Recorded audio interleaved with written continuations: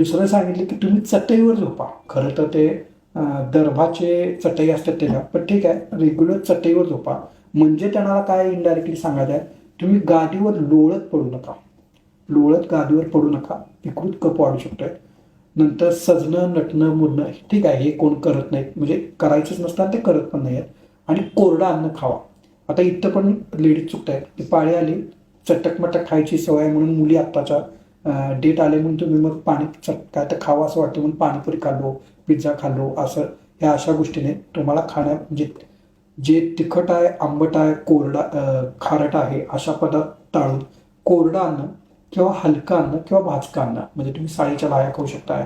फळांमध्ये फक्त तुम्ही डाळिंब वगैरे असं खाऊ शकताय. कोरडं म्हणजे भाकरी आणि मूग किंवा एखादी फळभाजी आणि भाकरी किंवा अगदीच काय वाटलं तर चपाती. पण इतकं सिंपल जेवण, एवढंच जेवण करायचं आहे. आणि तुम्हाला खूपच अशक्तपणा वाटत असेल तर दूध, थोडंसं तुम्ही दूध वगैरे घेऊ शकताय. हे 4 दिवस, जर 4 ते 6 दिवस जे काय तुमचं फ्लोचे दिवस असतात हे फॉलो करायचं. ज्या दिवशी ब्लिडिंग थांबतं त्याच्यानंतर तुम्ही डोक्यावरनं पूर्ण आंघोळ करू शकता.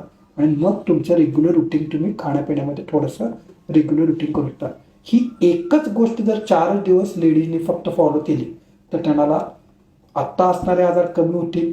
म्हणजे पाळीच्या काळात मला भरपूर दुखत असते, अनियमितच पाळी आहे, तर दुखणं कमी होऊन जाईल. अनियमित पाळी असेल ते पाळी रेग्युलर व्हायला लागेल. गर्भाशयातल्या आतल्या अस्तरला गाठी वगैरे असतील तर त्या कमी व्हायला लागेल.